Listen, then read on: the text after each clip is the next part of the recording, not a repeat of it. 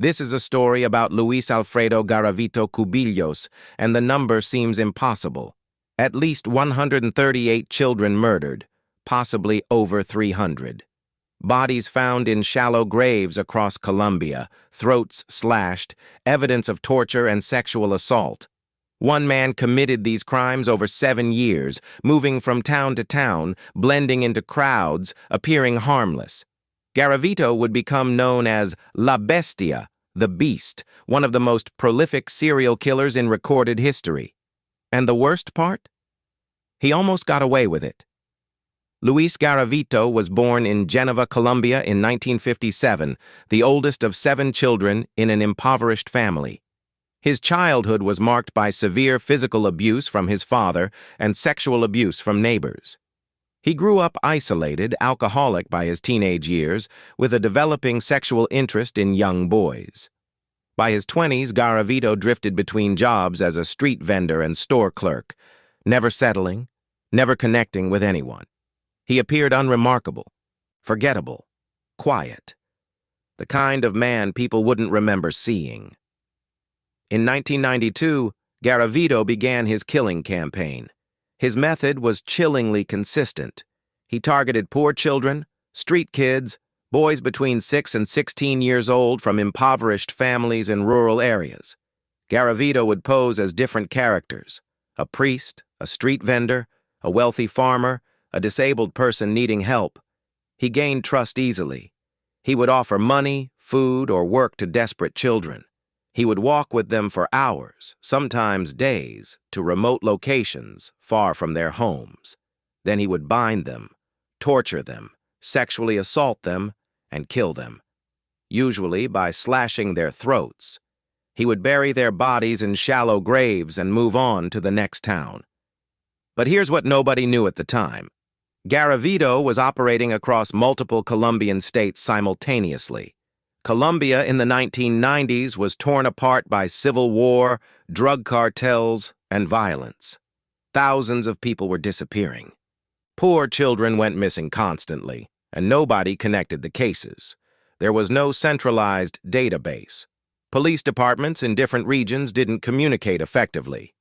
Garavito understood this. He deliberately moved between jurisdictions, never staying in one place long enough to establish a pattern that local authorities would notice.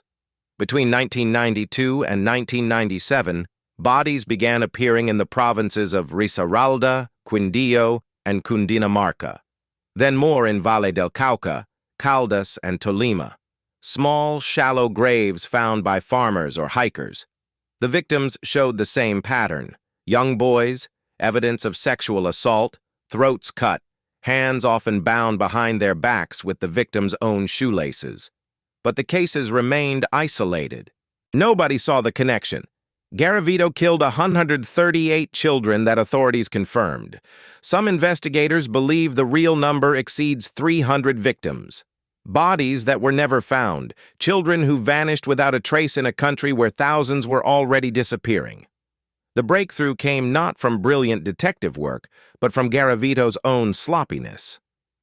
In April 1999, in the town of Villavicencio, Garavito attempted to assault a boy named John Ivan Sabogal, but was interrupted. The boy escaped and reported him to police. Garavito fled. Days later, police arrested him on an outstanding warrant for attempted rape from a previous incident in another town.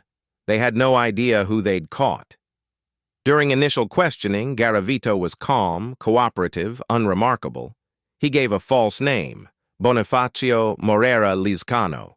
Police took his fingerprints for the attempted assault charge.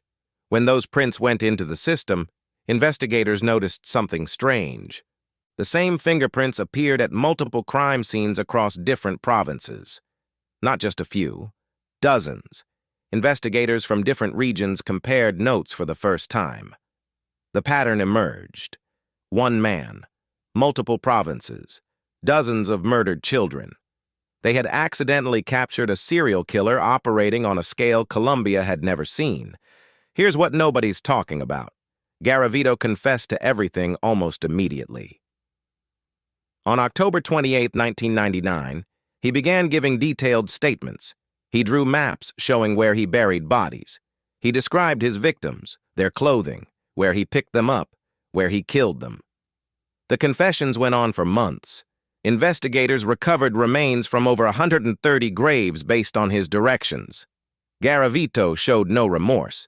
He spoke about the murders calmly, methodically, as if discussing routine activities. He claimed he heard voices telling him to kill. He blamed his childhood abuse. But his planning and execution showed clear calculation. He knew exactly what he was doing. The investigation revealed the full scope of horror. Garavito traveled constantly, sometimes covering hundreds of kilometers between kills. He used at least 60 different aliases. He disguised himself as a monk, a disabled beggar, a cattle farmer, a street vendor. He kept trophies, glasses, shoes, identification cards from his victims. Investigators found his journals documenting kills, containing drawings of torture methods, notes about future targets. He had scouted locations months in advance. He researched which areas had poor police presence. This wasn't impulsive violence. This was methodical predation. But then something changed that enraged the nation. Colombian law at the time limited prison sentences to 40 years maximum, reduced to 30 with cooperation. Garavito provided extensive cooperation, leading authorities to bodies, confessing to murders across multiple jurisdictions, helping close dozens of unsolved cases. Prosecutors calculated his cooperation credit.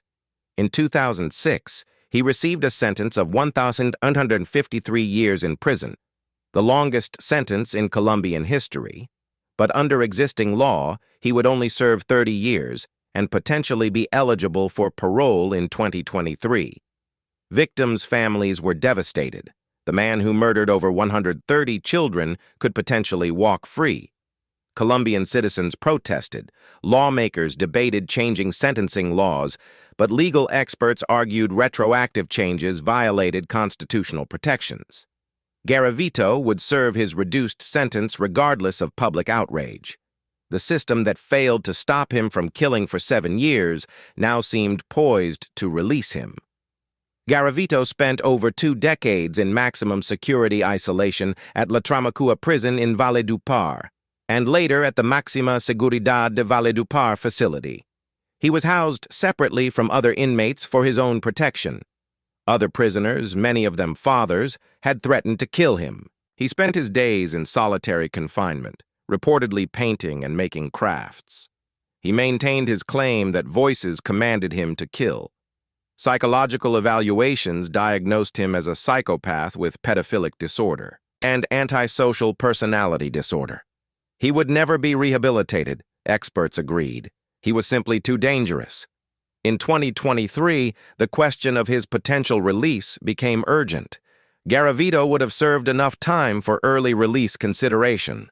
Victims' families mobilized, demanding he never be freed. Colombian officials promised he would remain imprisoned on additional charges or technicalities.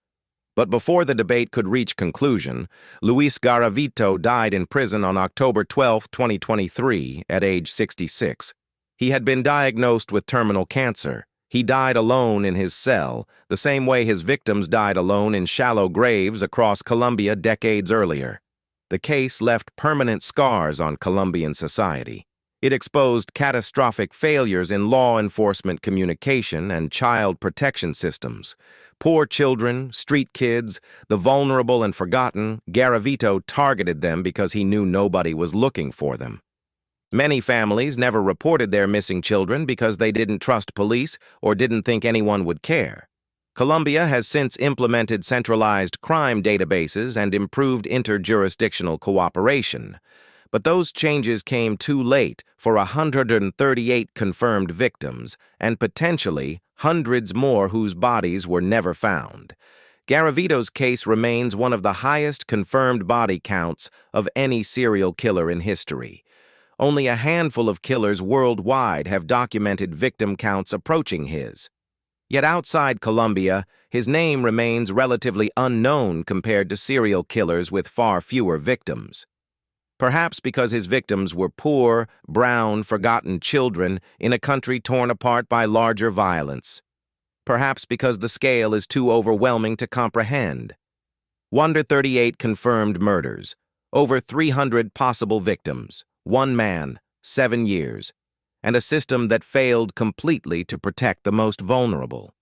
The question that haunts Colombia is this: how many children could have been saved if police had connected the cases sooner? If someone had noticed one man appearing in multiple towns where children vanished? If poverty and violence hadn't made missing children so common that nobody thought to look for patterns? Garavito is dead, but the failures that allowed him to operate for 7 years remain unresolved. And somewhere in Colombia, there may still be unmarked graves that nobody has found.